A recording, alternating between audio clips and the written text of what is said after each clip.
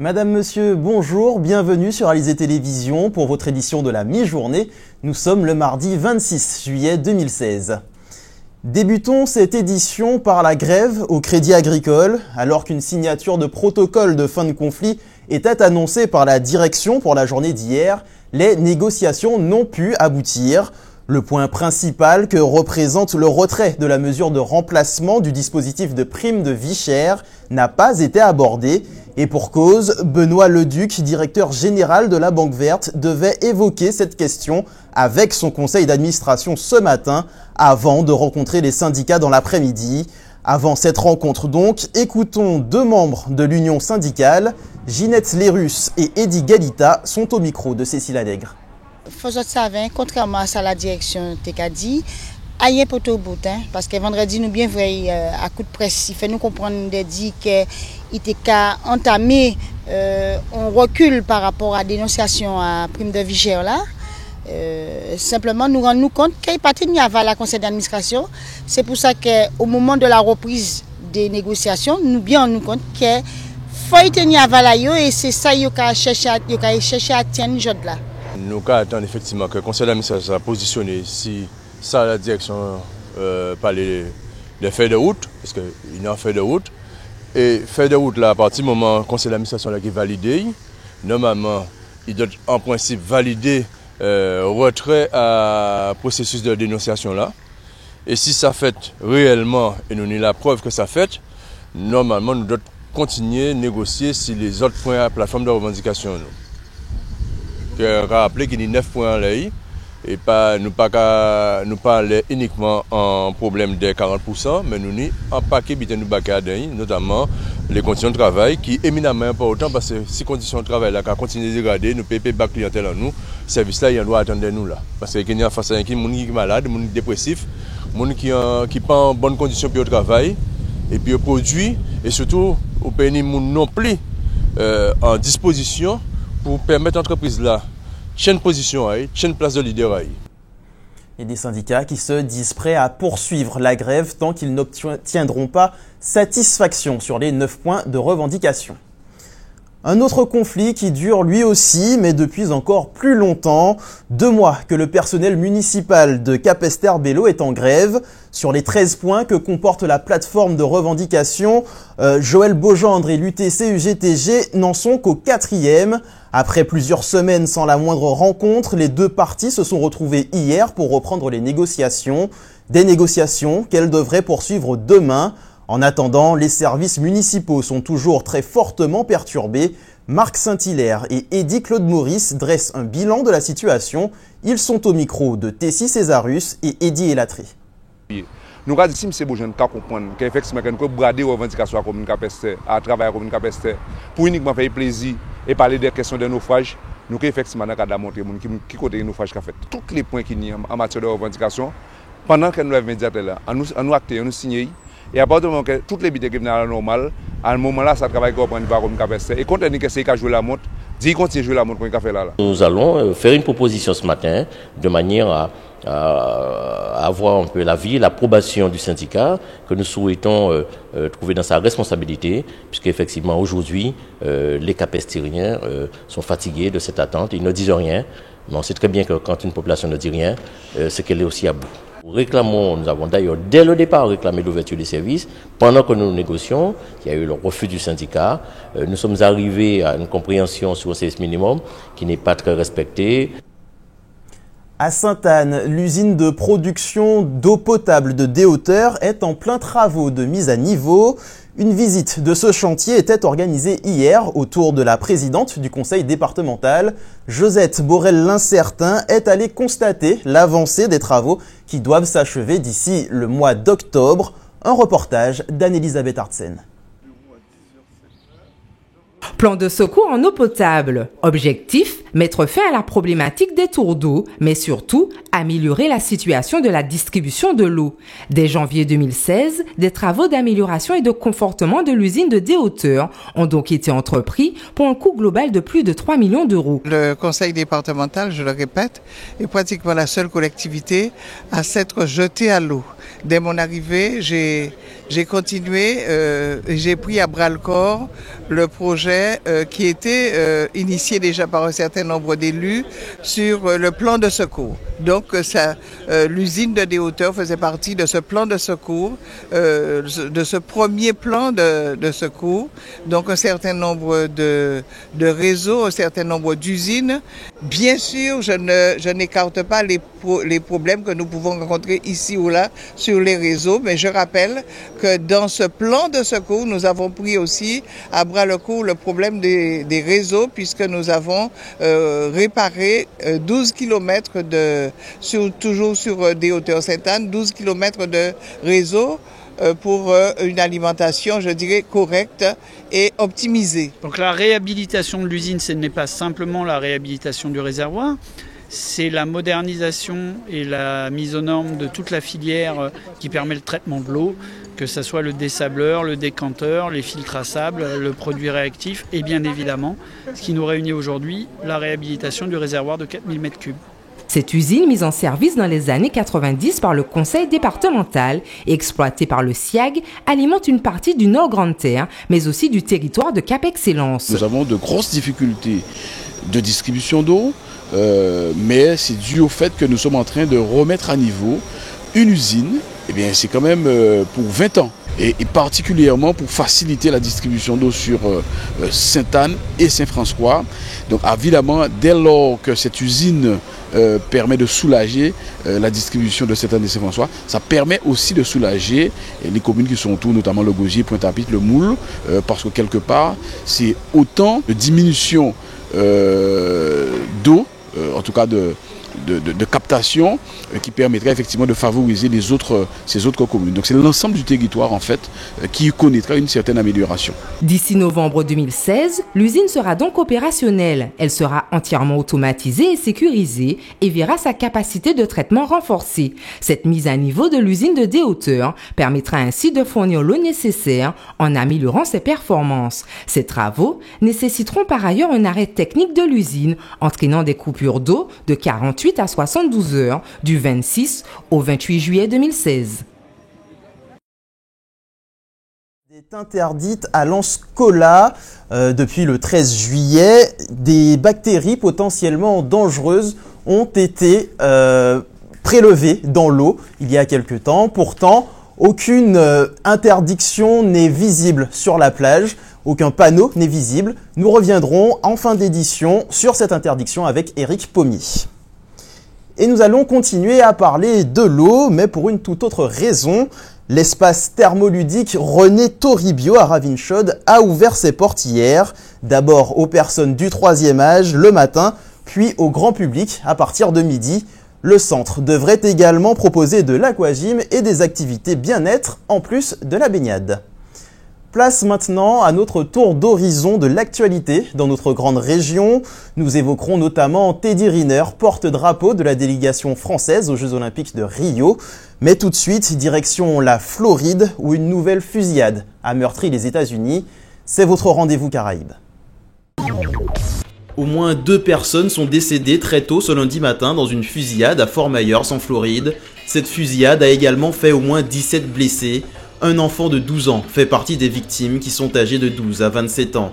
Elle a éclaté vers 1h du matin aux abords d'une boîte de nuit, le Club Blue, qui accueillait une soirée pour adolescents. 3 personnes ont été interpellées non loin des scènes de fusillade et sont actuellement interrogées par la police qui recherche toujours de nouveaux suspects. Des témoins décrivent les scènes de chaos, les hurlements, la panique des adolescents terrifiés quittant les lieux. Une riveraine informe qu'elle a entendu près de 30 coups de feu. Selon la chaîne de télévision Fox 4, le ou les tireurs tiraient depuis une voiture sur le parking de la boîte de nuit. Ils auraient continué leur chemin en tirant sur les maisons et les voitures. La police a relevé 2 autres scènes de crime à Fort Myers. Une personne a été blessée.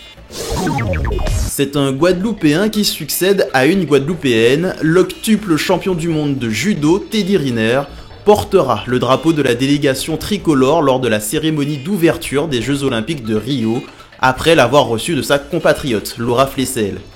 Teddy Riner partage sa grande fierté d'avoir été élu par tous ses pairs, grandissime favori du scrutin électronique inédit organisé auprès d'une sélection de 52 sportifs, représentant les 27 fédérations françaises en lice aux Jeux. L'objectif du jeune Guadeloupéen de 26 ans est que l'équipe de France, dans toutes ses délégations, ramène le plus de médailles possible. Tâche titanesque pour ce poids lourd du sport qui, en plus, devra remettre son titre en jeu 7 jours après la soirée d'ouverture.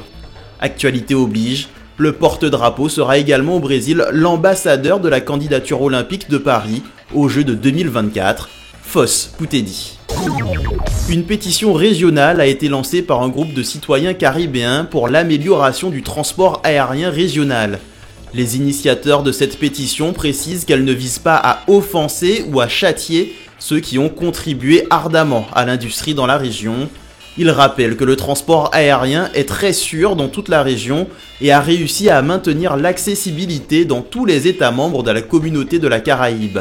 Au contraire, les pétitionnaires affirment que cette initiative vise à apporter une contribution à l'industrie régionale du transport aérien, au tourisme et au développement économique intra-régional et à créer l'unité régionale.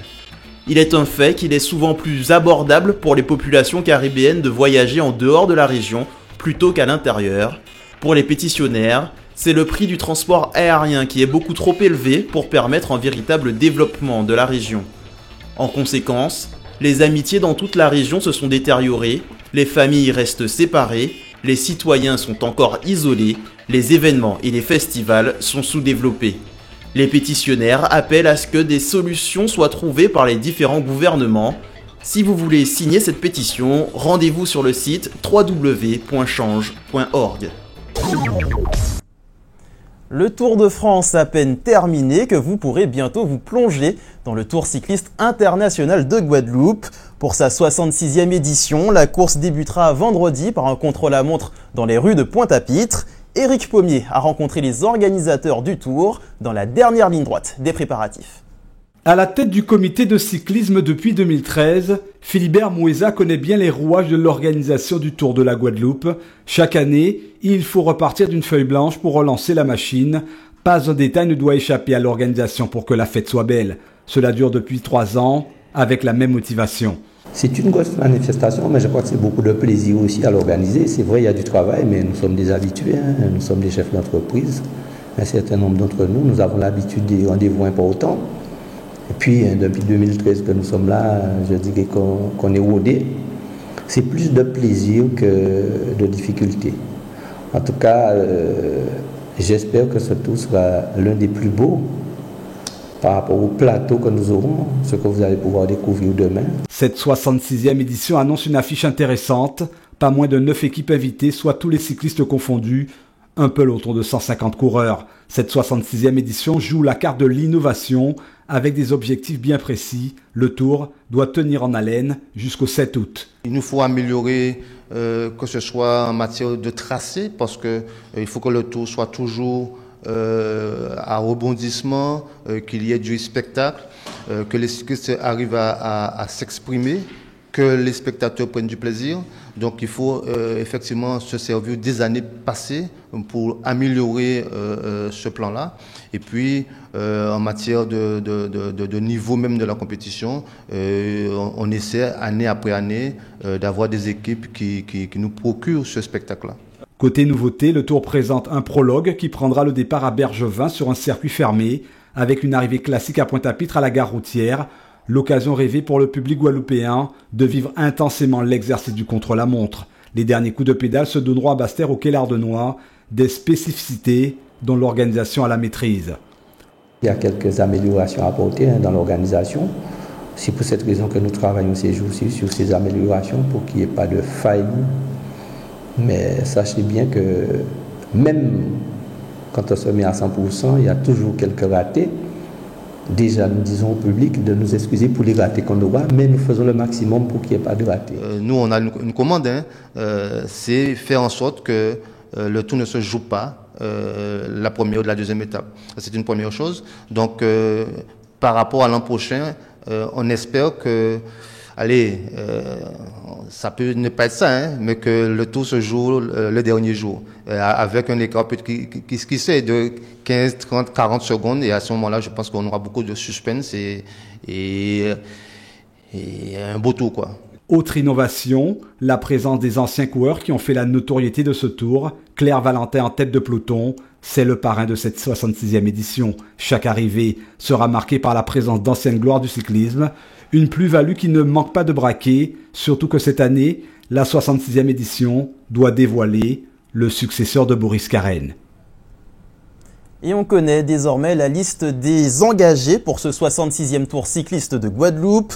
Le tenant du titre, Boris Carène, tentera de conserver son bien sous les couleurs de l'ASBM. Son dauphin Diego Milan sera aussi de la partie avec l'équipe de République dominicaine. 8 autres équipes étrangères sont invitées sur ce tour, avec notamment la sélection de Martinique, emmenée par ses deux fers de lance, Cédric Eustache et Yolan Sylvestre, respectivement 3e et vainqueurs du récent Tour de Martinique. Pas de représentants guyanais, mais des équipes japonaises, américaines, allemandes ou bien sûr françaises. Le Tour s'annonce cette année relevé. Jusqu'à demain, la Maison de la Citoyenneté de Pointe-à-Pitre organise une foire aux livres. Outre le plaisir de lire, cette foire permet surtout aux plus démunis d'avoir accès à des ouvrages à très bas prix. Reportage Cécile Allègre. Prendre du plaisir à lire tout en contribuant à aider une population en difficulté. Voilà l'objectif que s'est fixé la Maison de la Citoyenneté. Cette foire aux livres permet à chacun de se procurer des ouvrages à prix libre. Les acheteurs donnent donc en fonction de leurs moyens. Les fonds récoltés permettront ainsi de mener des actions en faveur de citoyens en détresse. C'est dans le cadre de nos actions solidaires et citoyennes. Donc nous invitons tout le monde à venir pour partager, lire, acheter des livres. Donc il n'y a pas de prix. Hein. Ils peuvent venir pour quelle que soit la somme. Donc c'est le cœur qui va parler. Donc ils verront un livre qui leur plaît, ils achèteront. C'est une bonne chose. Si au moins il y a des gens qui pensent aux gens qui sont démunis, c'est déjà une bonne chose. Une opération qui n'aurait pu exister sans la générosité de nombreux donateurs. C'est au total 1500 livres que la Maison de la Citoyenneté a récupérés. Romans, livres jeunesse ou encore polars, petits ou grands trouveront leur bonheur pour les vacances. Ça a été généreusement offert, donc je tiens justement à remercier toutes les personnes qui ont fait don de ces livres précieux, puisque effectivement le livre, ils ont aimé ces livres, donc ils l'ont donné, donc quelque part c'est une continuité, donc c'est un partage. Les acheteurs sont ravis de pouvoir se procurer des livres à bas prix. C'est aussi l'occasion pour eux de s'évader et de pouvoir rêver un peu pendant leur congé. J'ai entendu ça sur les ondes. Alors je me suis dit, comme j'aime les livres, je me suis dit pour une fois qu'il y a une foire aux livres, je me lance. Depuis petite, je me perds dans les livres en fait. Ça me permet de rêver, j'aime ça. L'opération Lire en vacances est une occasion propice à l'enrichissement. Peu importe la période, lire reste donc un loisir de tous les âges. Alors si le cœur vous en dit, n'hésitez plus. Une foire aux livres qui se déroule dans les locaux de la Maison de la Citoyenneté, au 16 rue du Commandant Mortenol à Pointe-à-Pitre, jusqu'à demain donc. Nous l'avons évoqué rapidement, l'Anscola est interdite à la baignade depuis le 13 juillet. Retour sur cette interdiction avec le maire d'Anse-Bertrand, Édouard Delta. Il est au micro d'Éric Pommier. Nous avons 5 plages sur le territoire de la commune qui sont propices à la baignade. Et chaque mois, nous effectuons un prélèvement d'eau pour analyse par l'Institut Pasteur pour connaître le degré de contamination et savoir si la baignade est autorisée ou pas. Et il se trouve que pour la plage de l'Anscola, il y a un degré de contamination qui interdit la baignade parce que nous avons trouvé des Escherichia coli et des entérocoques dans l'eau. Ce sont des bactéries issues d'une contamination humaine à raison de 1200 Escherichia coli et 400 hétérocoques. Donc c'est trop. Et donc c'est pour cela que j'ai pris un arrêté conformément aux directives européennes pour interdire la baignade jusqu'à ce que l'eau retrouve une qualité propice à la baignade. Donc nous allons dans les 15 jours refaire encore un prélèvement Et tant que le prélèvement ne sera pas satisfaisant, nous allons interdire la baignade sur la plage de Lanskoula. Voilà, il faut que les gens prennent patience. Nous avons affiché l'arrêté municipal bien visible autour de la plage pour avertir la population. Et dès qu'ils pourront se baigner à nouveau, nous allons encore mettre un panneau d'affichage pour leur dire que maintenant la baignade est autorisée. Alors sur la plage de Lanskoula, effectivement, c'est la première fois et nous sommes vraiment étonnés qu'il y a un tel taux de contamination.